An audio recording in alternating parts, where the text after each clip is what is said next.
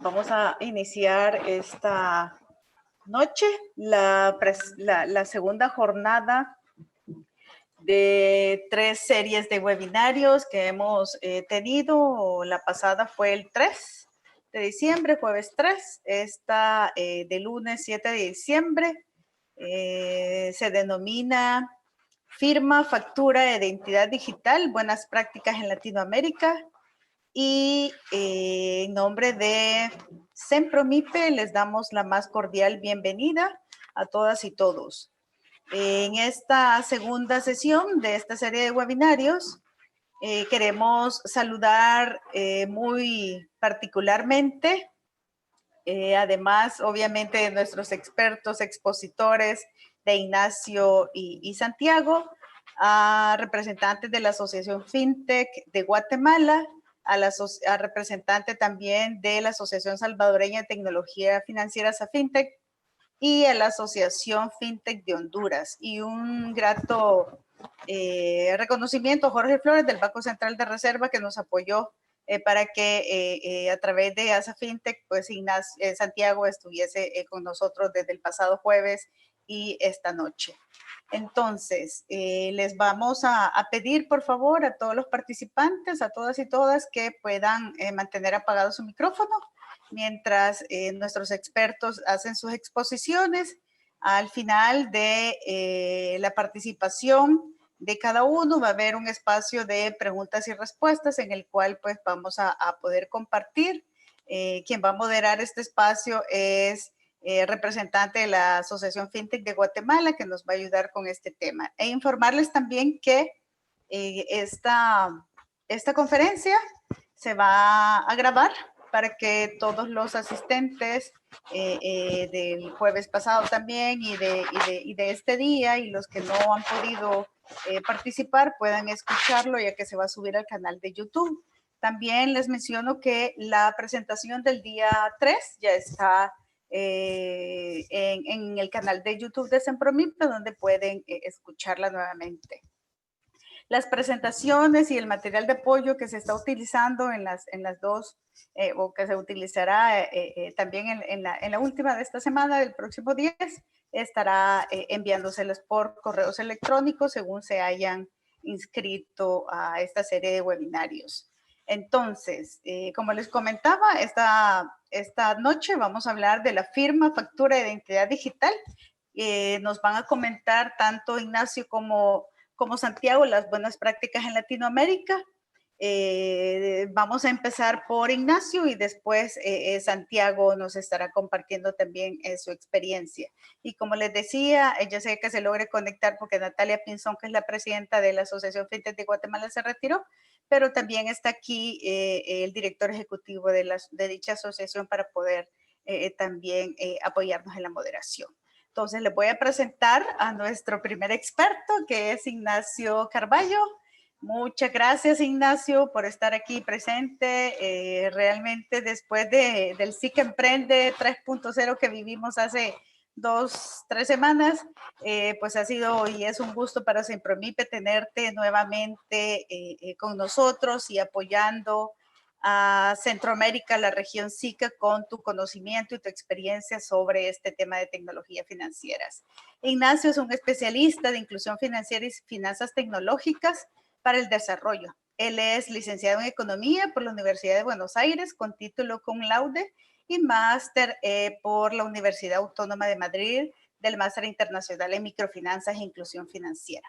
También posee certificados de experto en políticas de inclusión financiera y experto en microfinanzas, así como analista también de microfinanzas. Es profesor en grado de la Universidad Católica de Argentina, la UCA, y la Universidad de Buenos Aires, y también de la Universidad Austral. Se ha desempeñado como investigador en el Centro de Investigación Aplicada perteneciente a la Escuela de Negocios de la Política Universidad Católica de Argentina y a la Escuela de Negocios de la Universidad Austral, además de colaborar también con la Agencia Española de Cooperación Internacional para el Desarrollo, la ESID, y con proyectos de consultoría internacional también financiados por lo que era antes el FOMIN del BID. Y es también creador de la página Cimientos Económicos, una página que ustedes pueden visitar donde pueden encontrar todos los conocimientos en este tema que tiene de inclusión financiera y de tecnología financiera que tiene Ignacio.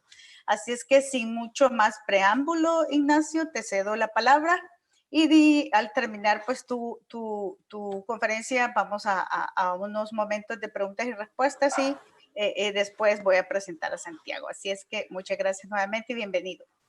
Bueno, muchas gracias a SICA, muchas gracias a FinTech, Guatemala, Asociación FinTech de Honduras y a todas las instituciones auspiciantes. Bueno, recién me presentaron bien la idea de mi participación en esta jornada, es hacer una introducción al tema que va a estar tratando Santiago. Él es el jurista especialista en este equipo que va a estar dándoles bien en profundidad detalles sobre el tema de la firma digital. No obstante, conversando sobre cómo presentar este tópico tan relevante, se nos ocurrió que era muy valioso realizar una introducción sobre el mundo que nos deja el COVID y principalmente qué contexto genera para impulsar o promover, o mejor dicho, la necesidad de seguir pensando y seguir trabajando en estos instrumentos tan interesantes como el de la firma digital, la factura digital y demás. Entonces yo les invito después de esta ponencia, que la idea es que me tome unos 15-20 minutos, si quieren abrir a preguntas y respuestas, o si tal vez convenga que vaya Santiago y después podamos responder conjuntamente, puesto que ambas charlas la idea es que se complementen, ¿sí? A mí siempre me gusta, antes de arrancar, presentarme, no en términos de credenciales, lo hicieron recién, sí, aprovecho y les dejo mis mensajerías abiertas en donde podemos seguir en contacto, pero sí me gusta definirme como una persona que habla desde la universidad. Ese es mi rol, yo soy docente investigador, he asesorado empresas, asesoro compañías, también tengo, por supuesto, una consultora, pero lo que me apasiona es la docencia y la investigación, eso es importante, y creo que siempre tenemos que remarcar y demandar saber desde dónde nos habla cualquier interlocutor, porque mis aproximaciones a todos los fenómenos son desde la teoría, desde la lectura y principalmente desde la investigación de los temas. Y eso es un poco lo que les traigo hoy. La idea de los próximos minutos es hablar sobre el impacto regulatorio que ha tenido el COVID y traerles algunas reflexiones de cómo se ha desenvolvido las urgencias dentro de todas las aristas que son importantes en la dimensión regulatoria, las urgencias, cómo se han visto alteradas producto del impacto del coronavirus, y abrir la puerta a darle mayor relevancia al tema que vamos a estar aprendiendo el día de hoy junto con Santiago. Entonces, para comenzar, aquí hay dos puntos de inflexión, no un punto de inflexión. El punto de inflexión, sin duda, es el del coronavirus, que quiero traerles en detalle, un estudio que se publicó hace menos de 4 semanas por la Universidad de Cambridge y que nos va a ayudar a poner en relieve el tema de firma digital. Pero ha habido dos puntos de inflexión. Uno es el del coronavirus y otro es aquel en torno a los debates sobre si el fenómeno de finanzas digitales trae riesgos para los reguladores, trae riesgos para la economía, trae riesgos para la integridad financiera, para la estabilidad financiera, para cualquier otro tipo de objetivo que tengan los reguladores. Y ese debate que ha estado interpelando a lo largo y a lo ancho del planeta, de nuevo, recuerden que la primera definición FinTech en un organismo multilateral vino en el año 2015 en el World Economic Forum. O sea, es un fenómeno que ingresa, si se quiere, de una manera de establishment financiero de manera bastante reciente, al menos con ese nombre, ¿sí? Por supuesto que los debates en términos de las tecnologías financieras son de larga data, de la industria 4.0 también. Pero con este nombre que nosotros estamos definiendo, con el concepto, es bastante reciente. Y ha habido una fecha que es fundacional, y me refiero a la reunión del G20 del año 2016, cuando el GPFI, que es el Global Partnership for Financial Inclusion, es este task force que acompaña al G20 justamente para pensar temas de inclusión financiera, lanza el primer comunicado sobre las oportunidades, pero también los riesgos de una inclusión financiera digital, que es algo que sin duda habrán escuchado, les habrá resonado en estas épocas de coronavirus, ¿no? Un año en el cual la inclusión financiera digital se ha desarrollado de una manera sin precedentes en la historia. Un solo ejemplo, en el año 2003, allá por Asia con el síndrome agudo respiratorio severo, nada más, y que hoy, vale la redundancia, miramos como faro, ¿no?, la economía digital en esas latitudes. Pero les traigo esta pieza, no para decirles que este es el punto de inflexión anterior al COVID, sino para demostrarles que en aquel entonces se debatía si había riesgos o no había riesgos en promover unas finanzas digitales.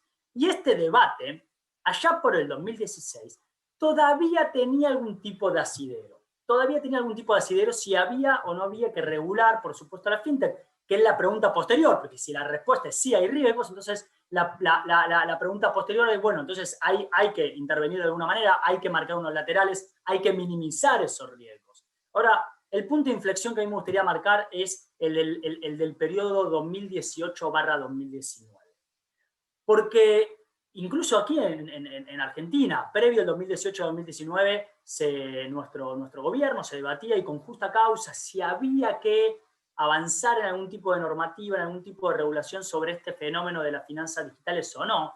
Bueno, permítame decirles que después del 2018-2019 eso ya no tiene asideros, ¿sí? Porque son en estos años en donde los principales, si no todos los organismos multilaterales y lo que podemos llamar como el establishment financiero internacional o aquellas instituciones, organismos o foros que generalmente son los que bajan línea en torno a las mejores prácticas para esgrimirse frente a un fenómeno, bueno, todos se pronunciaron, absolutamente todos se pronunciaron. Fíjense esta fecha, estamos hablando de la Alianza para la Inclusión Financiera, del Fondo Monetario Internacional, del Banco Interamericano de Desarrollo, de ASBA, del Comité de Basilea, del Banco Central Europeo, del Grupo Banco Mundial, del Grupo de Acción Financiera Internacional y por supuesto ya teníamos ejemplos previos a estas fechas con legislaciones específicas. Y esto se los traigo porque y aprovecho aquí y hago una pequeña promoción porque sé que la modestia de Santiago tal vez no lo haya traído, pero días atrás publicó dos tomos muy interesantes, el tomo 3 y el tomo 4,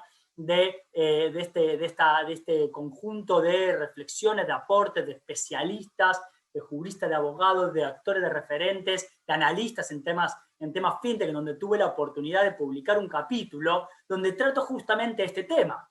Cómo el mundo dejó de debatirse regulación sí, regulación no, para debatirse, en tal caso, regulación cómo. Porque cada uno de todos estos documentos hace una aproximación y una recomendación, permítame utilizar esta palabra, a veces un poco tibia, sobre cómo hay que esgrimirse frente al fenómeno fintech, ¿sí? ¿Cómo hay? No si hay o no hay, cómo hay, porque todos ellos encuentran riesgos. Ahora bien, ¿es reciente este consenso en que hay algunos riesgos? Sí, consenso de nuevo en el establishment financiero internacional. Ahora, no por eso el mundo se ha quedado de brazos cruzados. Fíjense lo que mapeaba Naciones Unidas en marzo del año pasado.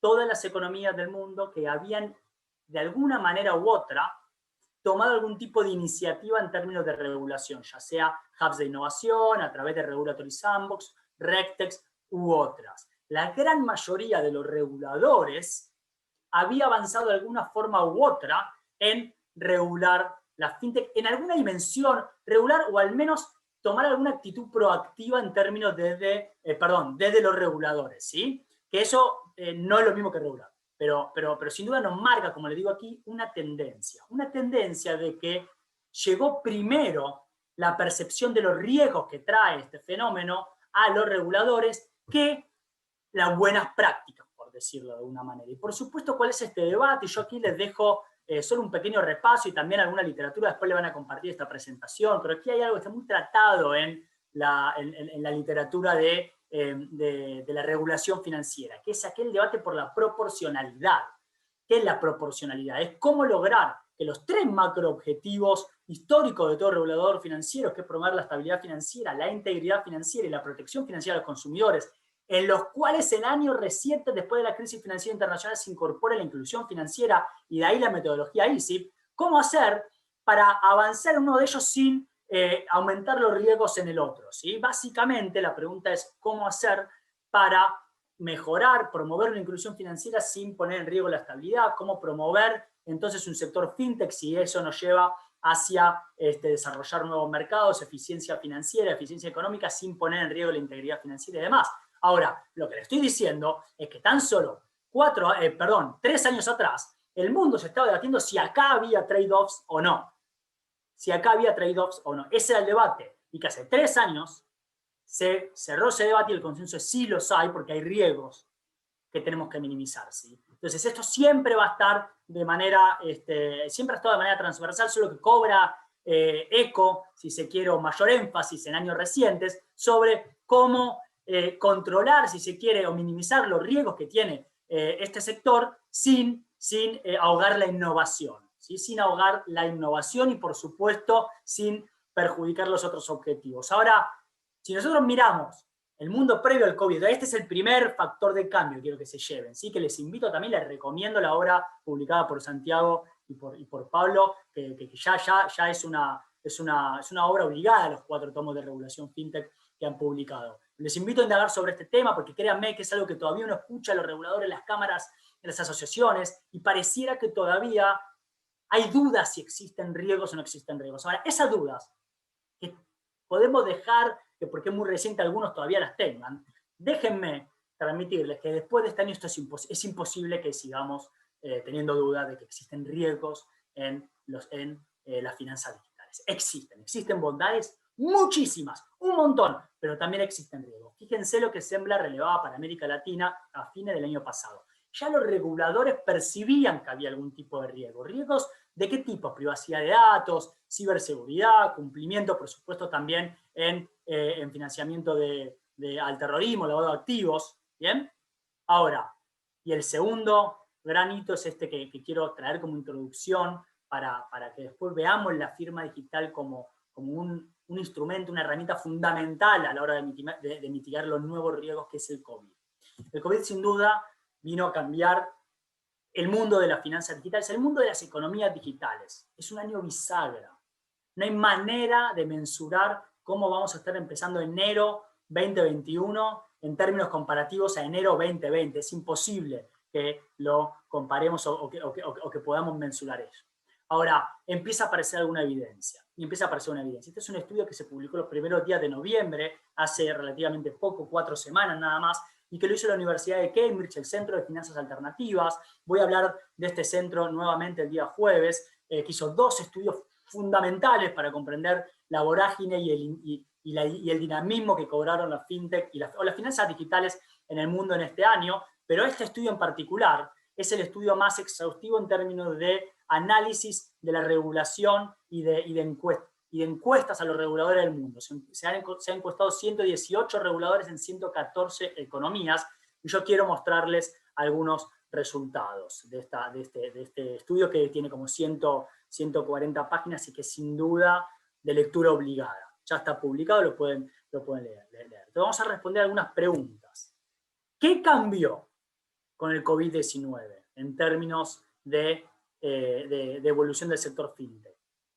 ¿Que se incrementó el uso? Por supuesto, no hay ninguna duda, pero ¿todas las fintechs se incrementaron por igual? No. Entonces sí, se incrementó sin duda y se aceleró el desarrollo de este sector, pero fíjense como en pagos digitales y en remesas, ese aumento fue absolutamente brutal. Sin duda esto no llamaría la atención, ¿no? Estamos hablando de un mundo con lockdowns, con aislamientos, con cuarentenas, pero lo más importante, y esto es lo que yo quiero que ustedes se lleven para revalorizar, si se quiere, los conceptos que van a estar viendo en instantes con Santiago, es que las prioridades regulatorias en torno al fenómeno fintech, ¿se acuerdan esto que les decía? Antes del 2018 se estaba debatiendo en el mundo. Después del 2018 ese debate se empezó a cerrar, pero si todavía algunos queríamos seguir en esa dicotomía, si no, en este 2020 se acabó. Basta. Fíjense cómo ha variado, cómo se ha incrementado la prioridad de lectura del sector fintech, de la relevancia en los reguladores de América Latina, ¿sí? En la mitad o se ha incrementado o se ha mantenido alta porque ya venía alta en el 2019, ¿sí? En línea con este fenómeno global. Ahora, ¿qué prioridades regulatorias se incrementaron? ¿Todas? ¿En todos lados por igual? Bueno, en los países emergentes se incrementó muchísimo más, porque nosotros, países emergentes, todavía seguíamos con esta dicotomía banal de que esto no viene a afectar la finanza, de que esto no trae riesgos sistémicos, no trae riesgos a los objetivos de los reguladores. Fíjense el cambio en dónde se ha priorizado en términos de economías emergentes y economías de altos ingresos, ¿sí? En las economías de altos ingresos ya estaba alto, en las economías emergentes no, y nos dimos cuenta con el COVID, ¿sí? Lo mismo si nosotros separamos en términos de distintos reguladores. Bancos centrales, otro tipo de reguladores, Intendencia de Seguros, Comisiones Nacionales de Valores, etc. Fíjense cuando uno les pregunta a estos reguladores, bueno, ¿y ahora que se enteraron que esto se incrementó porque explotó por el COVID, qué encuentran como pros y como contras? Bueno, un consenso absoluto de las bondades de las finanzas digitales, inclusión financiera, por supuesto desarrollo de mercados, por supuesto promoción de la competencia, pero fíjense cómo se empezó a cobrar en valor los 3 objetivos que mencionamos antes, ese EASY, ¿sí? Los 3 históricos, la I de la inclusión financiera. La protección al consumidor, entonces se pone potencialmente en riesgo, se puso potencialmente en riesgo en este 2020, la estabilidad financiera también, la integridad de mercado también. Ahora, si uno va y les pregunta solamente en base a los aspectos negativos, ya no hay debate, no hay debate. Todas las economías emergentes o de ingresos altos presenciaron riesgos al consumidor, a la integridad del mercado y a la estabilidad financiera por el auge, por la explosión de la fintech durante esta cuarentena. Y si tuvieran que rankear cuáles son esos riesgos específicos, la ciberseguridad y los riesgos operacionales, pero por supuesto también los fraudes y la protección al consumidor, están en la cresta de la ola. Entonces, esto revaloriza lo que les venía diciendo, que hace 2 años se consensuó en lo que se podríamos llamar el establishment financiero internacional, que generalmente toma varios años en bajar, en colar a las economías de todo el mundo. Bueno, con el COVID, ese derrame, por decirlo de alguna manera, fue inmediato, fue absolutamente inmediato. Entonces, muchas economías, porque esta es la otra cara de la moneda, no es que lo vieron, lo percibieron, los reguladores saben que esto es importante y que esto trae riesgos y que tienen que actuar para minimizar esos riesgos, sino que han actuado, pero por supuesto han actuado frente a la emergencia. ¿Quién se quedó de brazos cruzados? Casi nadie, casi nadie. ¿Qué es lo que se hizo? Y aquí es donde esto empieza a cobrar sentido y trae que este seminario del día de hoy, este workshop del día de hoy sobre firma digital sea fundamental de cara al 2021 que nos espera, porque cuando se les pregunta cuáles son las dificultades principales, por supuesto lo que se encontró, lo que se puso sobre la mesa y lo que hoy es innegable es la velocidad de entrega. Estas tuberías que son los pagos digitales y que son las finanzas justamente que sirven para brindar servicios de ahorro, de financiamiento, de transferencias o de seguros, sin duda han demostrado no solamente inexistentes en algunos casos, sino lentas. Entonces, la necesidad de que las entregas en todo sentido se hayan puesto de nuevo de relieve sobre la mesa como una urgencia, es lo que hace que cuando uno analiza qué es lo que se aceleró en este 2019 en términos de regulación, ¿se acuerdan lo que decía Naciones Unidas en marzo del año pasado? Hubs de innovación, Regulatory Sandbox y RegTech. ¿Saben qué es lo que más aceleró? La infraestructura digital. La infraestructura digital es lo que se ha acelerado, y permítame mostrarles esta otra slide, se ha acelerado en más de la mitad de los países de todo el planeta. La necesidad de desarrollar una infraestructura digital. Cuando hablamos de infraestructura digital, hablamos de muchas cosas. Pero, sin duda, tiene que ver con los oferentes, tiene que ver con las reglas del juego de esos oferentes, tiene que ver con un montón de instrumentos, entre otros la RegTech, la SubTech, por supuesto también tecnologías específicas, Big Data, Analytics, etc. Pero hay uno de ellos que destaca por el valor, y es lo que de manera muy amplia, es un paraguas mucho más integrador, denominamos identidad digital.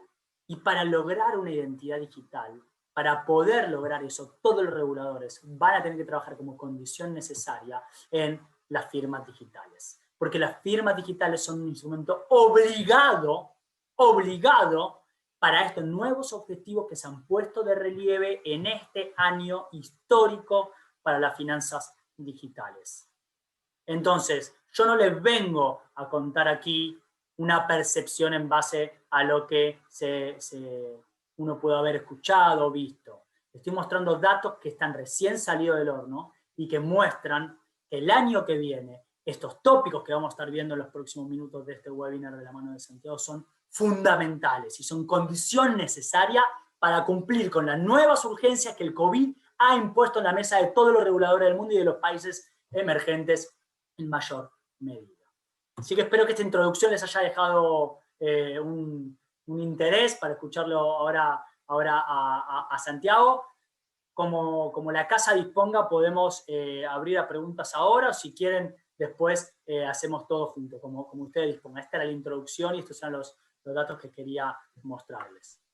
Listo, muchas gracias, Ignacio. Y yo creo que vamos a tomar en cuenta tu recomendación. Las preguntas y respuestas las vamos a hacer al final, ¿verdad?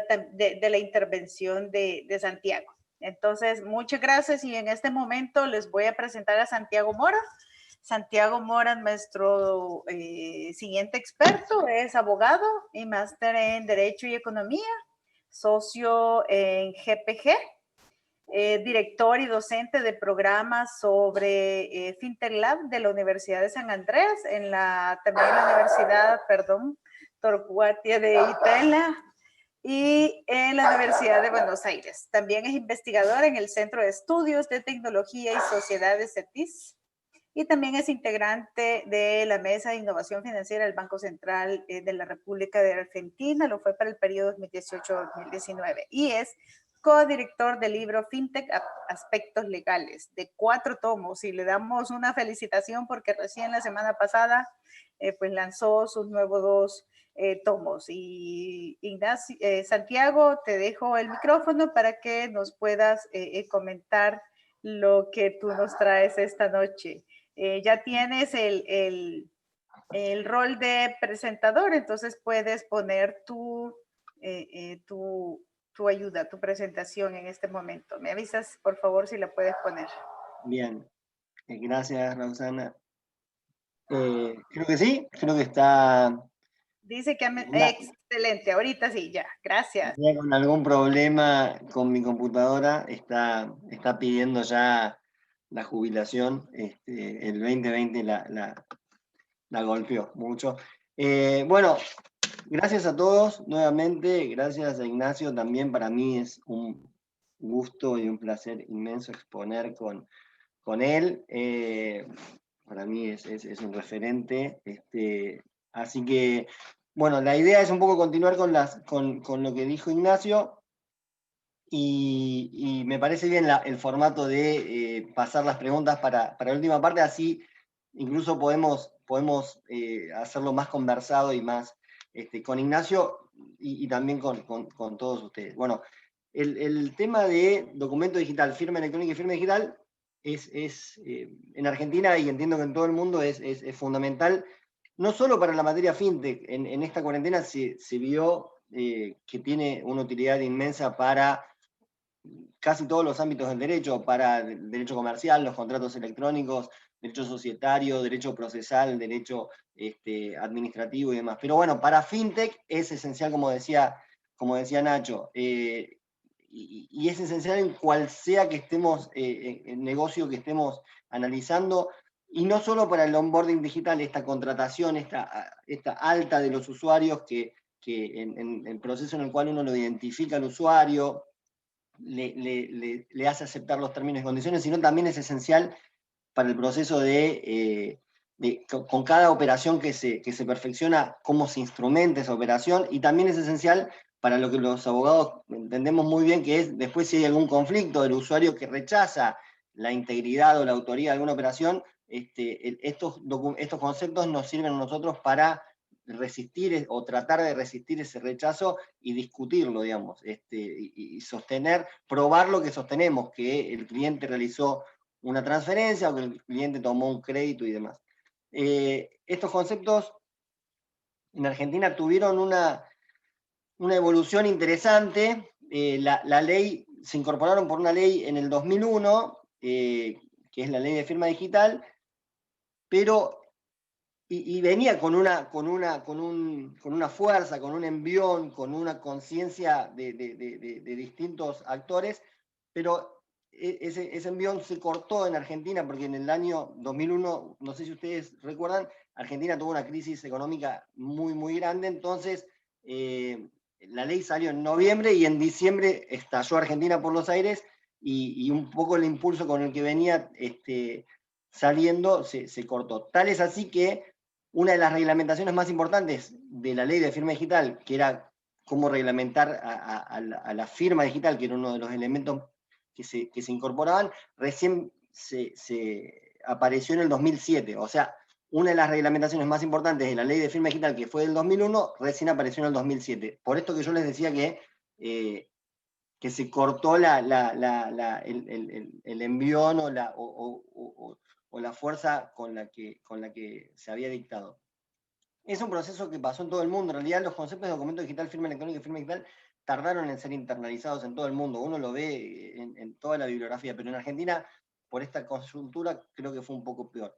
Y fue así que los abogados, que los distintos organismos, tardaron mucho tiempo en internalizar estos conceptos. O sea, ya teníamos una ley, estos conceptos ya estaban incorporados al derecho argentino, ya los voy a explicar estos conceptos, pero el Banco Central, la CNB, la UIF y todos los organismos tardaron en ajustar las normativas de su competencia. Eso también fue demorando la implementación y la utilización de estos conceptos. Que por suerte, del 2015 en adelante, hubo toda una intención de ponerse al día, y digo y por suerte porque llegó justo a tiempo antes del COVID, y gracias a esa puesta al día de los conceptos fue que, un poco les comentaba, creo que en la charla de la semana pasada, fue que Argentina llegó no tan mal parada con lo que era banca digital y negocios fintech, digamos, porque llegó a ponerse un poco al día a tiempo como para tener forma de resistir esta, o de enfrentar esta pandemia. Bueno, sin más preámbulos. Documento digital, firma electrónica y firma digital. Documento digital básicamente es un registro de información, cualquier tipo de información, audio, texto, videos, con la particularidad que su registro se realiza con un método que se llama digitalización. O sea que la información se registra convertida en dígitos, en valores numéricos, en ceros y unos. ¿Por qué? Porque esa es la forma que tienen las computadoras de procesar la información. Estamos llenos de documentos digitales. Yo cuando le mandé a Roxana este PowerPoint para que ella lo tuviera, ese PowerPoint era un documento digital. El mail que me contestó Roxana diciendo recibido, ese mail también es un documento digital. El audio que yo le pasé a Nacho diciendo listo, estamos perfectos, ese audio por WhatsApp también es un documento digital. Y saliendo de la autorreferencia, las cámaras de un shopping center que quedan almacenadas, dejan almacenadas grabaciones en un servidor, también es un documento digital. Los registros en un back office de un banco que registran una operación que se realizó por home banking, ese registro también es un documento digital. Bueno, estamos rodeados de documentos digitales. ¿Y qué dijo Argentina en el 2001 cuando incorporó este concepto? No solo lo conceptualizó, sino que además dijo algo muy importante. Dijo, un documento digital también satisface el requerimiento de la escritura. Esto es más de abogados, pero básicamente en Argentina tenemos, y creo que en la mayoría de los países es lo mismo, tenemos el principio, en lo que hace a formas y a formalismos de los actos jurídicos, tenemos un principio de libertad de formas. Básicamente nosotros podemos celebrar los actos jurídicos que queramos celebrar de la manera que queramos celebrarlo, incluyendo de manera verbal. Salvo este principio tiene un límite cuando el derecho de fondo establece algún formalismo específico para un acto jurídico. Cuando el derecho establece formalismos para actos jurídicos, cuando el derecho entiende, o el legislador entendió, que ese acto jurídico es importante, o puede tener efectos importantes. Mientras más efectos tiene un acto jurídico, generalmente más formalidades, más formalismos le ha establecido el legislador. Por ejemplo, en Argentina uno de los actos jurídicos más formales es casarse. Hay mucho protocolo, o vender una casa, hay mucho protocolo, mucho formalismo. Y no pasa lo mismo cuando uno compra un caramelo en un kiosco, no hay formalismo. Entonces, mientras más formalismo, mientras más efectos hay, más formalismo pone el derecho. Bueno, ¿por qué digo todo esto? Para explicar la importancia de este último párrafo que les decía, que está en el artículo 6. El artículo 6 dice que un documento digital también satisface el requerimiento de escritura. Esto quiere decir que hasta este momento, hasta el año 2001, uno podía usar internet, las computadoras para vincularse, salvo para celebrar actos jurídicos formales, o sea, que establecieran como requisito de forma el acto material, el acto escrito. a partir de esta equivalencia, uno ya puede empezar a usar los negocios digitales, los conceptos, las computadoras, los registros digitales, incluso cuando el acto jurídico que uno quiere celebrar es un acto jurídico formal, en la medida que el formalismo en cuestión sea una forma escrita. Esto es lo que en Argentina llamamos como la primera equivalencia de la ley de firma digital, la equivalencia que establece entre los documentos materiales y los documentos digitales. A partir de esa equivalencia, uno puede empezar a usar mucho más estas herramientas. Segundo concepto, la firma digital. Tanto la firma digital como la firma electrónica, para resumirla en Argentina, tanto la firma digital como la firma electrónica en Argentina derivan del uso de claves con relación a documentos digitales. Todo uso de claves con relación a un documento digital va a derivar o en una firma digital o en una firma electrónica. Ya sea que la clave la use para generar el documento digital o la clave la uso para encriptar o impactar en un documento digital ya creado por otra persona o por mi persona incluso, o ya sea que la clave la uso para ingresar a una plataforma en la cual ordeno una transacción que queda registrada como un documento digital. En cualquier caso se dice que ese documento digital va a estar firmado o digitalmente o electrónicamente. Y cuando la clave deriva en firmas digitales y cuando en firmas electrónicas, dependiendo de la fortaleza de la clave, de qué tan robusta, de qué tan segura es la clave. Para que la clave deriva en firmas digitales, tiene que ser una clave muy robusta, que de alguna forma da muchas herramientas o herramientas suficientes para resistir rechazos de autoría, rechazos de integridad y rechazos de vinculación. O sea, te da a vos herramientas. Si alguien te firma algo digitalmente, vos vas a tener herramientas para resistir si esa persona que te lo firmó después te dice, no, pero yo no fui el que lo firmó. O que te diga, yo firmé, pero firmé otra cosa. O que te diga, esas claves no son mías. Bueno, la firma digital te da esas herramientas. La firma digital está definida en el artículo 2 de la ley de firma digital, pero el artículo 2 no establece concretamente cuál es el sistema informático en cuestión, cuáles son las claves en cuestión. El artículo 2 da la base para que después el Estado reglamentara y dijera, bueno, cuáles son las claves concretas que derivan en firmas digitales. Y en Argentina lo que se dispuso a partir del artículo 2 es que las claves que derivan en firmas digitales son unas claves especiales llamadas, o de un sistema llamado PKI, de Public Key Infrastructure. El sistema PKI tiene 3 elementos, básicamente. El primero utiliza criptografía asimétrica de clave pública. Es la misma tecnología que utiliza las criptomonedas, por eso se llaman criptomonedas, porque usan criptografía asimétrica.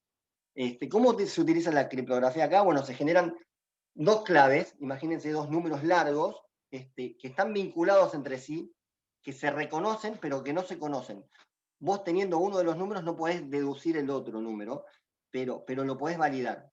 Uno de esos números lo mantenés, una de esas claves las mantenés en privada y lo usás para firmar o encriptar documentos digitales, y la otra clave la haces pública y la utilizan todos los demás para validar la firma o desencriptar el documento digital. Por eso se dice que acá la clave está bajo mi absoluto control, porque solo yo tengo esa clave para firmar digitalmente y el resto ni siquiera la tienen, o sea, no la validan por tenerla, la validan por tener una segunda clave que está vinculada a eso, la vinculación con por números primos que es algo bien matemático que no podría yo explicar. El segundo elemento que tiene el sistema PKI es que participan terceros de confianza, que acá también se llama certificadores, que dan fe o que le dicen a todo el mundo que esas claves pertenecen a mí. O sea, le dicen a todo el mundo que quizás no me conozcan a mí, pero reciben algo firmado por mí, les dicen, bueno, si vos podés validar el documento con esta clave pública, quédate tranquilo que es de Santiago, porque yo lo vi a Santiago y Santiago me garantizó que las claves son de él. Entonces, eso da herramientas para que yo después no pueda decir, no, estas claves no son mías. ¿Se entiende? Para que yo no pueda resistir, no pueda rechazar mi vinculación con estos documentos. Y el tercer elemento, que también le da muchísima fortaleza a este sistema, es que si alguien modificara el documento digital luego de que yo lo firmé, eso dejaría una marca. Hay un tema con hashes y demás, que también es muy largo de explicar, pero que dejan marcas si alguien modificó, un hacker o lo que fuera, alguien modificó lo que yo firmé después de firmado. Eso también da muchísimas herramientas para resistir rechazos de integridad, que yo después de firmado diga, no, pero esto no es lo que yo me comprometí, yo no dije que le iba a transferir, yo no tomé un crédito por tanto dinero. ¿Por qué? Porque si yo hago esa discusión, eso perfectamente puede ir a un juicio y se le pide al perito, señor perito, corrobore, ¿este sistema deja marcas si alguien lo hubiese modificado después de firmado?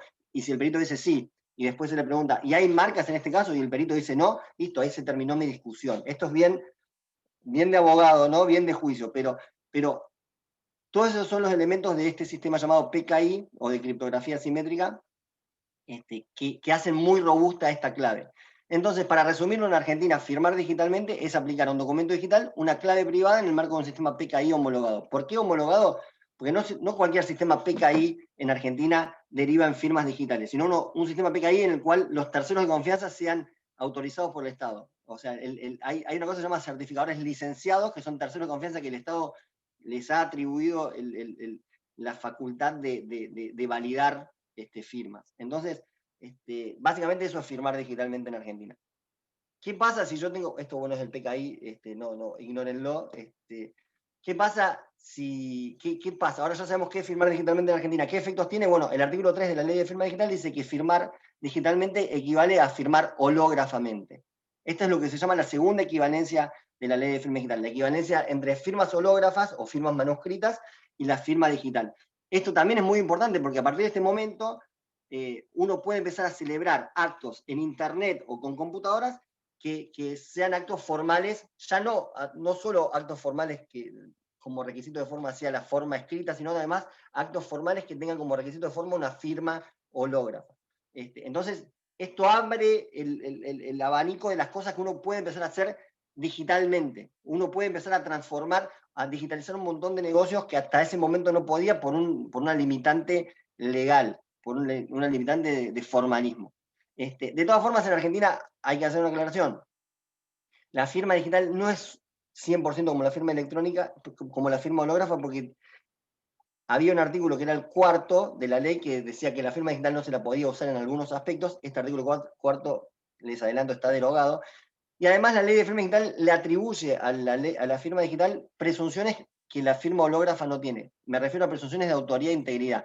La firma digital se parece en realidad más a una firma hológrafa certificada, a una firma manuscrita en la que haya intervenido un escribano, porque tiene las presunciones equivalentes, no digo las mismas presunciones porque en Argentina se armó bastante discusión con los escribanos que no les gustó mucho estas equivalencias. Pero lo que quiero decir es que la firma digital es muy útil y digamos, muy fuerte. Sin perjuicio de lo cual no se utiliza tanto en Argentina. ¿Por qué no se utiliza tanto en Argentina? Porque tiene alguna complejidad logística. Para uno tener la clave necesaria para firmar digitalmente, uno tiene que haber ido primero a una oficina de un certificador licenciado. Hay un trámite que la hace un poco engorrosa, no hay tantos certificadores licenciados, hay que pedir turno, no es tan claro bien cómo es todo esto. Entonces la realidad es que en los negocios fintech en Argentina, ninguno utiliza la firma digital como base de su operación. Nadie le va a exigir, ni Mercado Pago, ni Money, ni Afluenta, nadie le va a exigir a sus clientes que para darse de alta tengan que firmar digitalmente. Estaría buenísimo, para las empresas sería genial, pero si lo hicieran, no tendrían prácticamente clientes porque muy poca gente hoy en Argentina todavía tiene firma digital o tiene las claves para firmar digitalmente.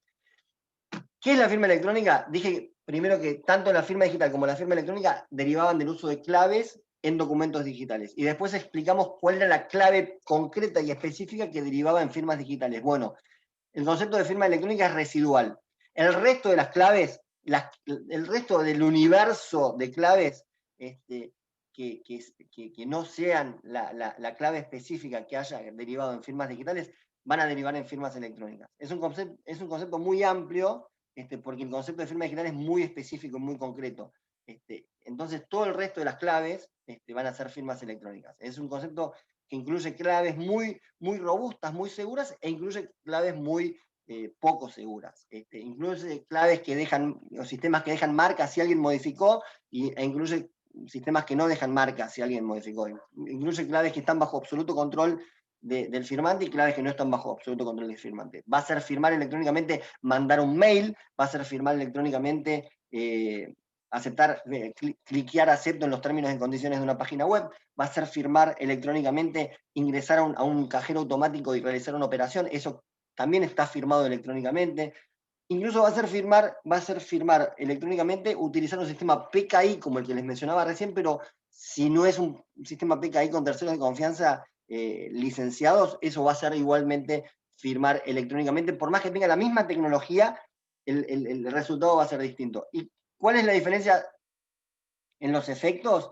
Bueno, primer diferencia es que como hay una amplitud de casos tan grande, es que la ley no le da presunciones de autoría e integridad a la firma electrónica. Dice, en caso de ser desconocida, la firma electrónica corresponde a quien le invoca acreditar su validez. Entonces, si yo soy Mercado Pago o Afluenta y mi cliente, mi usuario, dice, no, pero yo no hice esta operación, o yo no tomé este crédito, bueno, si esa operación está firmada electrónicamente, va a corresponder a mi persona, Mercado Pago o Afluenta o a Moni, acreditar que lo que yo digo es correcto. ¿Cómo? Con pericias informáticas. Esto no quiere decir que voy a perder en esta discusión, quiere decir que voy a tener que pelearla, voy a tener que iniciar pericias, y a veces me irá bien y a veces me irá mal dependiendo de la tecnología que haya utilizado. Por eso en la doctrina hablamos de firmas electrónicas avanzadas y de firmas electrónicas simples, por más que no es una clasificación que exista en la legislación, pero es una clasificación práctica a los efectos de saber, de distinguir que hay firmas electrónicas robustas y otras no tanto. Y hay una discusión en Argentina que está desde el principio, que ha ido y venido en sus posiciones mayoritarias, pero se discute si la firma electrónica satisface el requerimiento de firma hológrafa, como si la satisface la firma digital, como ya les había dicho.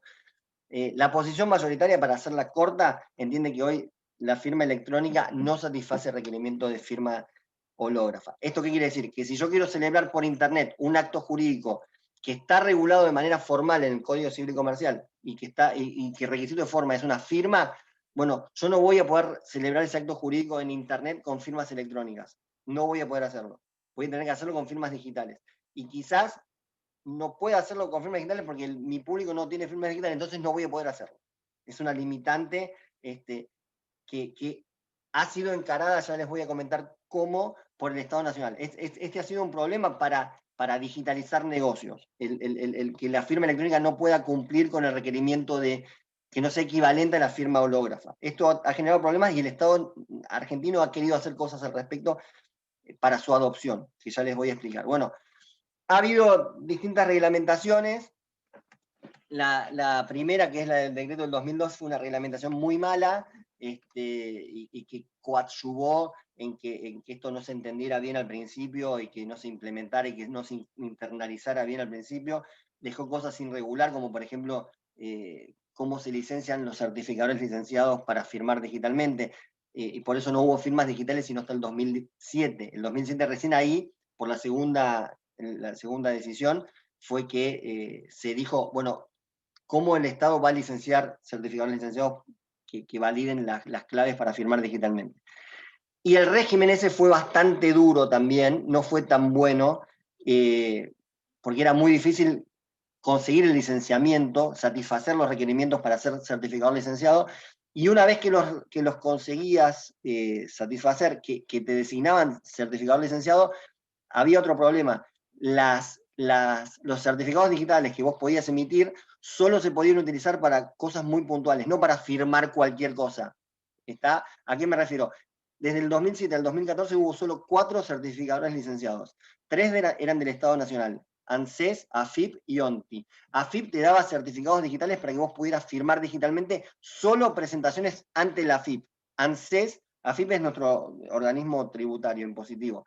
ANSES, que es nuestro organismo de jubilaciones y demás, te daban certificados digitales para que firmes digitalmente solo presentaciones ante las ANSES. La ONTI le daba certificados digitales a los funcionarios de la FIP y la ANSES para que ellos firmaran digitalmente, y ENCODE, que era la cuarta, que era la única privada, ENCODE S.A., emitía certificados digitales para que la gente pueda firmar digitalmente solo y exclusivamente recibos de sueldo. Malísimo, porque aparte los recibos de sueldo se habían flexibilizado y se podían firmar con firmas electrónicas también, con lo cual, del 2007 al 2014, finalmente tuvimos regulación, pero era una regulación que no le daba vuelo a la firma digital, no le daba mucha utilidad. En el 2014 por suerte esto cambió, se flexibilizaron los requisitos para ser certificador licenciado, ya muchas más empresas pudieron ser certificadores licenciados, y a partir de esa decisión administrativa 927 se estableció que todos los certificados digitales, que emitieran los certificadores licenciados, servían para firmar cualquier cosa, contratos, mails, lo que sea. Seguía estando todavía el artículo 4 de la ley de firma digital, que establecía unos supuestos donde no valía la firma digital, pero salvo esos supuestos de exclusión, ya tener una firma digital te servía para comerciar, básicamente. Ahí sí empezó a evolucionar, y ahí se empezó a poner lindo el tema de la firma digital. Después vino el Código Civil Comercial. Les cuento todo como el cuentito de cómo fue evolucionando. El Código Civil Comercial armó un poco de lío, porque el Código Civil Comercial en este tema trató el tema de documentos digitales, firmas electrónicas y firmas digitales, pero no las reguló con las mismas referencias con las que estaban reguladas en la ley de firma digital. ¿Por qué? Porque el Código Civil Comercial del año 2015 era en este tema era un copy and paste de un proyecto del 1998, que había sido anterior a la ley de firma digital. Entonces habían puesto los términos del 98 y que no eran coincidentes con los términos del 2001 de la ley de firma digital. Esto generó algún lío, como les decía, pero por suerte la doctrina lo acomodó. Dijo, bueno, acá tenemos que entender esto, aquello. Hasta se llegó a pensar si se había derogado la ley de firma digital, pero por suerte se entendió que no. Quiero hacer una referencia a un solo artículo del Código Civil Comercial que sí fue positivo. Lo otro fue medio como, no llegó a ser negativo, no llegó a restar, pero armó lío, como les dije. Este artículo del 1836, en lo que hace a la implementación, al avance, a la evolución, al uso de la firma digital y electrónica, fue muy bueno. Fue positivo. Básicamente lo que dice es que el primer párrafo es importante. Los títulos, valores, ¿por qué es importante? Porque esto empezó a permitir, dio la base legal para que se permitieran los letras de cambio, los cheques y los pagarés digitales. Dice, los títulos, valores tipificados legalmente como cartulares, porque la letra de cambio, el cheque y el pagaré estaban tipificados, es decir, regulados como cartulares, como materiales, pueden emitirse también como no cartulares o digitales, para su ingreso o circulación en una caja de valores o un sistema autorizado de compensación bancaria o de anotaciones de cuenta. ¿Por qué es importante esto? Porque en el mundo, en muchos países del mundo, mucho en Europa, se empezó a discutir, cuando empezaron a salir las primeras leyes, con los conceptos de documento digital, firma electrónica y firma digital, que todas eran más o menos parecidas a la Argentina, empezó a haber gente que dijo, bueno, con estas dos equivalencias entre documentos materiales y documentos digitales, y firmas hológrafas y firmas digitales, ya podemos empezar a emitir letra de cambio, cheque y pagaré digitales. ¿Por qué? Porque en todos los países del mundo básicamente el régimen era más o menos parecido, había unos requisitos de forma para emitir letra de cambio, cheque y pagaré materiales, que era tener un papelito, ciertas indicaciones escritas y la firma hológrafa. Entonces decían, estas personas que empezaron a analizarlo dijeron, bueno, a partir de este momento podemos tener, en vez de papelitos, documentos digitales con las mismas manifestaciones que pide la ley y con firmas digitales en vez de firma hológrafa. Entonces, muchos avanzaron, muchos empezaron, hubo empresas y juicios con cheques y pagarés digitales, y se pegaron contra la pared porque se dieron cuenta finalmente que no alcanzaba con esas dos equivalencias entre documentos y firmas. Que los documentos digitales y las firmas digitales había un requisito de la normativa cambiaria que no podían satisfacer. ¿A qué requisito me refiero? A un requisito que estaba tácito, estaba como escondido, que era el requisito de la unicidad o singularidad. ¿Qué significa unicidad o singularidad? El presuponer que el título o valor es único y que no puede copiarse.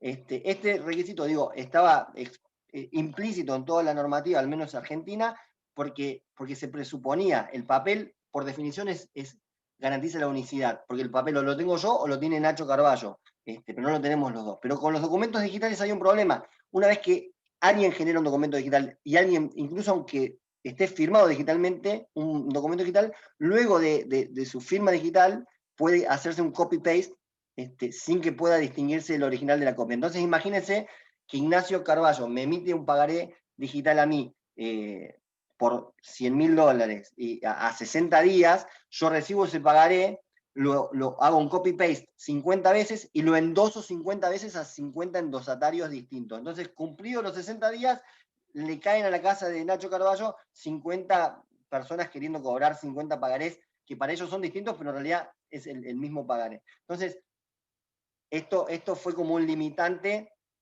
para que pudiera avanzar, utilizarse esos conceptos para estos títulos valores.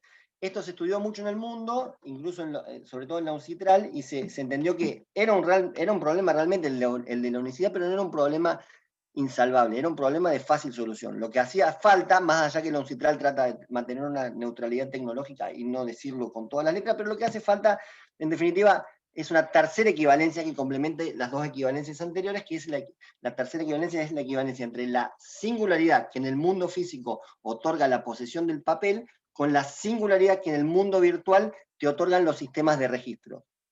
Lo que la UNCITRAL en definitiva dijo es, si el país que quiera tener documentos digitales, pagarés, letra de cambio y cheques digitales, tiene que incorporar en su marco jurídico una tercera equivalencia que complemente las dos que ya tienen, que sea la incorporación que básicamente diga que se incorpore en el sistema de registro. Básicamente, ¿qué es? Es que haya un tercero de confianza que lleve adelante un registro que vaya anotando qué letra de cambio se han emitido digitalmente, qué cheques se han emitido digitalmente, qué pagarés se han emitido digitalmente, a quién se han emitido, y una vez que esa persona que los recibió los ha endosado, que el sistema de registro se tache, se le queme la posibilidad de volver a endosarlo. Es lo que, en definitiva, significa evitar el double spending, el doble gasto. Es una solución simple. Perdón que te interrumpa, 5 minutitos. 5 minutos. Entonces, en definitiva, es una solución simple que es la misma solución que se aplica para los bienes inmuebles y para registro para automotores y demás, pero establecer un registro para evitar acá que se endose lo mismo dos veces. Y por eso digo que este artículo 1836 fue muy importante en Argentina, fue como un paso adelante a favor de la digitalización, porque este 1836 incorporó este sistema de registro que la UNCITRAL estaba proponiendo a los países que incorporen. Entonces, a partir de este momento fue que dijimos, tengan en cuenta que acá en Argentina ya tenemos la base legal para tener letra de cambio, cheque y pagarés digitales con los conceptos de documento digital, firma digital. Pero aún así faltaba algo más, ya no era cuestión de empezar a recibir y emitir pagarés, porque todavía faltaba que el Estado regulara la última milla, que era básicamente decir quiénes iban a actuar como terceros de confianza, quiénes iban a administrar estos sistemas de registro y cómo iban a funcionar. Porque no es algo que requiere, que demanda fe, confianza pública. No es que yo puedo, Santiago Mora, decir, bueno, a partir de ahora yo controlo los pagarés que emite Nacho, porque capaz que mi plan último es estafar a todos, o quizás yo no estoy capacitado para llevar ese registro, entonces puedo generar muchísimo daño si lo hago. Entonces, ese registro tiene que ser el Estado quien diga quién lo va a llevar. Y después del Código Civil Comercial, que en el saldo fue positivo, fue a favor de la evolución de la implementación de estos conceptos, el Estado Nacional se puso el tema al hombro y empezó a emitir un montón de medidas para promover la digitalización, el uso de la firma digital, el uso de la firma electrónica, el uso de la digitalización de contratos y actos jurídicos. Menciono algunas para que tengan una idea. Hubo unas leyes 27444, 27445 y 446 que, entre otras cosas, hicieron esto. Derogaron el artículo 4 de la Ley de Firma Digital. La Ley de Firma Digital tenía un artículo 4 que yo les comenté que establecía unas excepciones al uso de la firma digital. Decía, la firma digital no se puede usar eran actos excepcionales como firmar testamentos y demás, pero eso fue derogado porque el Estado Nacional dijo, bueno, no quiero que se discuta si la firma digital vale o no vale. Eliminó el artículo 4, pero para promover el uso de la firma digital. Se modificó la ley de tarjeta de crédito, modificando la referencia a la firma en el contrato de emisión de tarjeta de crédito. Ya les voy a decir cómo modificó la referencia a la firma. Se modificó la norma de letra de cambio y pagaré, modificando la referencia a la firma. Ya les voy a decir cómo. Se modificó la ley de cheques, modificando la referencia a la firma. ¿Y cómo se modificó? En todos los lugares donde hablaba de la firma hológrafa, se le agregó este parrafito que ven al último. Dice, si el instrumento fuese generado por medios electrónicos, el requisito de la firma queda satisfecho si se utiliza cualquier método que asegure indubitablemente la exteriorización de la voluntad y la integridad del documento. Esto quiere decir, les pregunto, que a partir de ahora se puede usar la firma digital para firma de tarjeta de crédito, de contrato de tarjeta de crédito, letra de cambio, cheque y pagaré? No.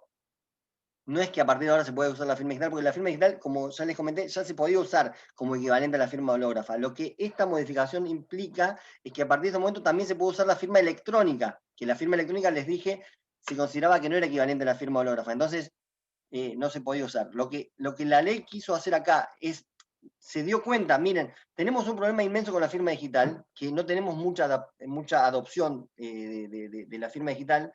Entonces, nos está frenando un montón de cosas que queremos hacer digitales y no podemos hacer porque la gente no tiene firma digital. Entonces, lo que hizo el Estado fue empezar a flexibilizar el requisito de firma y empezar a permitir, para casos puntuales, el uso de la firma electrónica como equivalente a la firma digital, para eso, a la firma hológrafa, para esos casos puntuales. Y después, ¿qué otras medidas tomó el Estado Nacional? Bueno, el Estado Nacional, para promover todos estos institutos, entre otras cosas, creó lo que se llama Plataforma de Firma Digital Remota, que es una firma digital especial que flexibiliza la idea de que la clave esté bajo mi absoluto control. Yo genero las dos claves, privadas y públicas, pero la clave privada queda en la nube y yo puedo acceder a esa clave privada desde mi celular con una contraseña y un one-time password. Y esto flexibiliza el uso de la firma. Lo que quisieron hacer es que fuera la firma digital más masiva, más adoptada, porque de esa manera no hacía falta tener una computadora con un pendrive o algo donde almacenar la clave privada. Yo la podía tener en la nube y acceder desde mi celular. Recibo un contrato de alquiler de Nacho Carballo en PDF, lo subo a la plataforma digital remota y sube a la nube y le estampo la clave privada ahí, lo estoy firmando digitalmente en la nube. Bueno, quiso ser más flexible para que más gente pueda usar la firma digital. Esto ya se los comenté, lo segundo que digo ahí, el RENAPER está desarrollando herramientas de identificación biométrica, básicamente para los procesos de onboarding. El Registro Nacional de las Personas te está prestando un servicio a vos, porque puede ser Mercado Pago o quien seas, que le mandes al RENAPER información de tu cliente, básicamente la foto de tu cliente y la foto de su DNI, de su documento nacional de identidad, y el RENAPER te dice si coincide con la información que ellos tienen. O sea, te está haciendo las veces de tercero de confianza, te está dando información para que vos vincules al tipo que se está queriendo dar de alta con la verdadera identidad del mismo, digamos. Te está dando herramientas para eventualmente vos resistir eventuales rechazos de integridad y de autoría, que después el tipo no diga, no, pero yo no era, si se da de alta Santiago, alguien diciendo que es Santiago Mora y toma un crédito de 1 millón de pesos, y yo después voy y digo, no, pero yo nunca me di de alta. Que la empresa FinTech tenga herramientas para discutirme, y el RENAPER te da esas herramientas. La UIF modificó el régimen de identificación de algunos sujetos obligados, o sea, la UIF seguía pidiendo que los sujetos obligados identificaran a sus clientes de manera presencial. O sea, no estaba incorporando las herramientas estas de documento digital, firma electrónica, firma digital, no estaba permitiendo hacer el onboarding digital como si la identificación presencial fuera más segura, cosa que se ha demostrado que no es. La identificación presencial ha sido malísima en un montón de casos. Cada vez que hay un problema, los bancos van a buscar el legajo y está todo mal firmado o no lo está. Entonces, la UIF flexibilizó o ayornó su normativa a la ley de firma digital. Y lo mismo hizo el Banco Central, y el Banco Central le empezó a permitir a los bancos que utilicen los conceptos de documento digital, firma electrónica y firma digital. Recién en el 2016 el Banco Central se ayornó a la ley de firma digital, que por un lado está muy bien y por otro lado es una tragedia que haya tardado tanto tiempo en ayornarse. Pero bueno, en función de estos ajustes reglamentarios fue que en Argentina pudimos empezar a ver bancos digitales. O sea, como ya los bancos podían adherir clientes sin sucursales, muchos bancos empezaron a decidir no tener sucursales y seguir siendo banco. Entonces, esa flexibilización ha tenido un impacto inmenso en el mercado y que, de nuevo, ha sido muy útil en la pandemia, porque en la pandemia ha permitido que las personas que no tenían cuentas bancarias y no tenían posibilidad de salir de la casa pudieran darse de alta como uno. Bueno, y otra cosa más, el central reguló el cheque digital. Yo les contaba que, les venía hablando del cuentito de los títulos de valores digitales, que hacía falta un tercero de confianza, un sistema de registro. Bueno, el Banco Central reguló para el cheque ¿quién es ese tercero de confianza? ¿Quién es el que administra el sistema de registro que se llama COELSA en Argentina, que es una cámara de compensación? Entonces, en Argentina ya tenemos cheques digitales, básicamente que yo desde mi home banking puedo emitir un cheque y mandárselo a Ignacio Carballo, Ignacio puede endosarlo desde su home banking y así. No tenemos todavía lo mismo con el pagaré, es un gran reclamo de las empresas fintech de crédito, entre otras empresas, que necesitan un pagaré digital para garantizar sus créditos online y demás. Eso todavía el Estado Nacional no se ha hecho cargo de que tiene que designar el tercero de confianza. Bueno, me detengo acá, y pasamos a las preguntas. Buenísimo. Muchas gracias, Santiago, por tu exposición. Ignacio también. Creo que como región es muy importante que escuchemos ambos puntos de vista y todo lo que hemos aprendido hoy, porque por más de que nuestras regiones aún no han llegado a este nivel, a este punto a nivel regulatorio ni tecnológico, para ahí vamos a ir. Y creo que, como mencionaron ambos en sus presentaciones, con COVID esto cada vez es más relevante, la necesidad de poder hacer las gestiones desde mi casa, desde una manera mucho más simple que anteriormente, y que el regulador lo apoye, es algo que viene para quedarse. Entonces, poder haber tenido la oportunidad hoy de compartir con ambos expertos y aprender tanto del tema legal ha sido bastante fascinante, y creo que a nivel región tenemos mucho que aprender y mucho que prepararnos también, porque como mencionó Santiago, al final esto no es un proceso de un día para otro, las modificaciones son constantes y tenemos que estar pendientes cuando llegue la hora de discutir con estos reguladores. Así que gracias a ambos por sus intervenciones. Dado el tiempo, creo que solo tenemos tiempo para una pregunta, pero aquí tenemos una pregunta de parte de Enrique. Yo creo que esa puede responder ambos, pero en el contexto de la informalidad de nuestras economías en LATAM, más aún en Centroamérica, los vendedores muchas veces no emiten factura por pagos en efectivo. ¿Puede la facilidad de fiscalización que dan las transacciones digitales a las entidades tributarias desincentivar el uso de pagos digitales respecto al efectivo? ¿Cómo enfrentar este tema? Tal vez empezamos con Ignacio. ¿Qué opinas sobre esta pregunta? A ver, mira, mientras escucho esa pregunta, estoy compartiendo aquí mismo, solo para que vean, porque no puedo compartir una foto por como si fuera un WhatsApp esto, pero para que vean una foto que me etiquetaron el día de hoy ahí en Twitter, justamente sobre este tema. La respuesta no es puede, él lo hace. Nuestro país, un país inflacionario, sin duda, lo que uno ve son carteles como el que le acabo de mandar, donde te dicen 20% más barato si pagás con efectivo, que en realidad es 20% más caro si pagás con pagos digitales. Lo que tenemos que comprender para hacer un análisis, de nuevo, que no peque de simplista. El juego vamos a estar hablando, por ejemplo, del caso Chile, lo vamos a comparar con el caso de Argentina, y me voy a permitir hacer algunas comparaciones regionales. Es un tema que este año lo he estudiado en profundidad en dos proyectos muy separados y haciendo distintas entrevistas en profundidad a referentes de todas estas economías. No hay una bala de plata.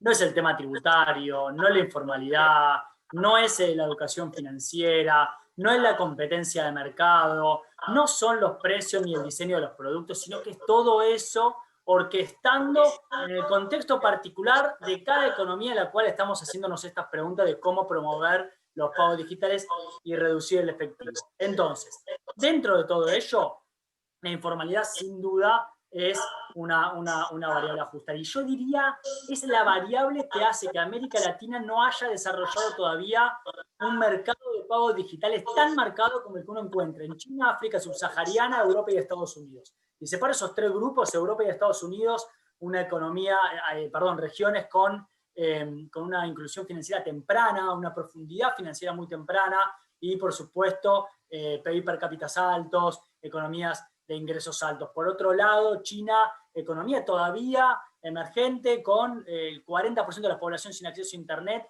y una profundidad financiera tardía, pero de tecnología de punta. Y África subsahariana sin infraestructura financiera, sin infraestructura, si se quiere en términos generales. Todo eso hace que estas tres áreas en el mundo tengan ecosistemas fintech muy marcados, muy particulares. QR, pagos con biometría en China y demás, USSD, fintechs basadas en SMS y en teléfonos móviles de menor, si se quiere, de menor vanguardia tecnológica. Y en Norteamérica y Europa estamos hablando de convivencia con el cheque y las tarjetas contactless, pero a su vez ingresos altos y teléfonos Bueno, en América Latina no. América Latina, hoy todavía, tiene una convivencia de estos tres esquemas marcada en esto que estamos señalando, en la alta informalidad, que es causa y consecuencia de nuestro principal gran desafío, que es la desigualdad.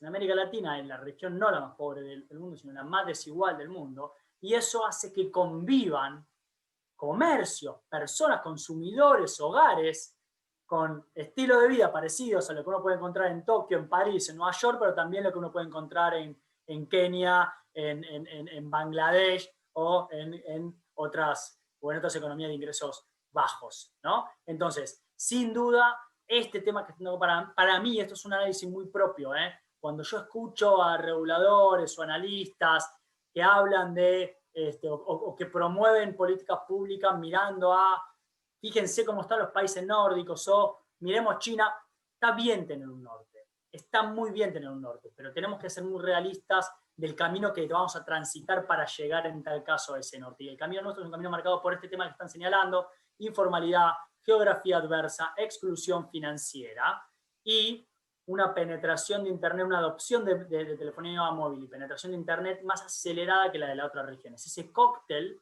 porque esto de una manera completamente diferente. Entonces la respuesta, perdón que me haya ido tal vez un poco por la rama, porque la respuesta muy concisa es sí, puede y lo hace, y ahí le acabo de mostrar una evidencia gráfica, pero me parece que en el trasfondo hay algo mucho más fundamental, que es la particularidad que tiene nuestra región para promover los pagos digitales, para eliminar el efectivo de nuevo. Recordemos que el uso de efectivo es causa y consecuencia de la informalidad laboral. Entonces, es algo que se retroalimenta y que sin duda tiene muchas dimensiones y no una sola. No, súper interesante y qué bueno que te extendiste, porque creo que mencionaste un punto muy clave de tropicalizar la regulación a nuestra región. Creo que eso es una falta que cometen muchas veces los reguladores, que solo piensan que es copy-paste, y de por sí, hasta en nuestras regiones, hasta Salvador, Guatemala, tendrán sus diferencias, que es importante explorarlas y ponerlas a prueba en el mercado previo a hacer esta regulación. Así que no solo son estos temas que mencionaste, pero también COVID, que creo que es algo que no estuvo presente en las regulaciones anteriores, que es un elemento nuevo que hay que tomar en cuenta. Entonces, dado esto y lo que mencionó Ignacio, Santiago, danos tus últimas palabras y con eso cerramos. ¿Qué opinas sobre la pregunta que se hizo o algún comentario adicional que quisieras agregar? Sí, es fundamental la cuestión impositiva. Creo que el impacto o sea, uno de los grandes problemas en la regulación fintech es que no hay un solo regulador, por más que uno tenga la suerte eventualmente de tener, como tuvimos en Argentina del 2015 al 2019, que ahora un poco ya se diluyó, pero el Banco Central tenía como una agenda de promover los negocios fintech, los pagos digitales, y el Banco Central reguló mucho para ese lado. Aún en ese escenario, hay otros reguladores u otros organismos que tienen competencias distintas y pocas veces están sincronizados. En el caso de Argentina, en el 2019 empezaron a aparecer, todavía estaba en agenda promover los negocios fintech en Argentina y los pagos digitales, y no obstante, la AFIP, nuestro organismo tributario nacional, dictó dos regulaciones que establecía que las billeteras digitales, los administradores de las billeteras digitales eran agentes de retención y de información. Entonces, el comercio que recibía un pago con billetera, un pago digital, recibía, de 100 pesos recibía 92, o digamos, por todas las retenciones. Y eso se superponía con regímenes similares de las provincias. Entonces, terminaba siendo muy, muy inconveniente, de hecho todavía lo es.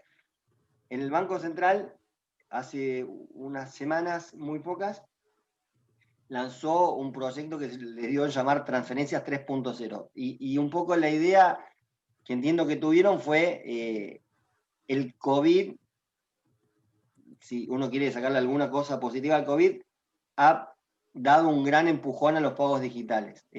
Muchos comercios que no aceptaban pagos digitales empezaron a aceptarlos, comercios muy chiquitos.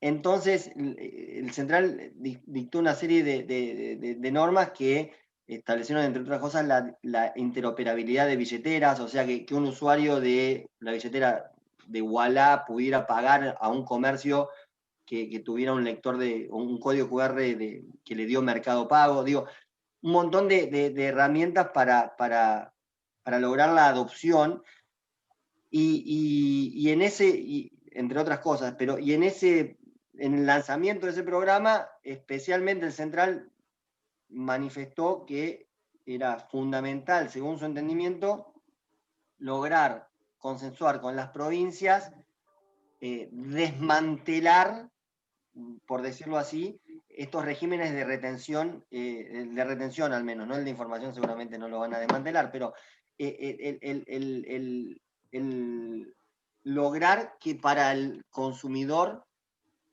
sea hasta cierto valor, no a los supermercados seguramente, pero el comercio chiquito, que es el que más reacio ha sido para aceptar pagos digitales, que para él sea lo mismo, además que ha buscado que se acredite en el acto, que no se lo acrediten a la semana o a los 10 días, y que no se le retenga dinero, que para él sea lo mismo cobrar, más allá que obviamente que va a ser un pago en blanco contra un pago en negro, eventualmente después tendrá un impacto, pero lo que pasa es que el impacto era inmediato, el comercio no le convenía en el día 1 recibir ese pago así, y eso atentaba contra la adopción.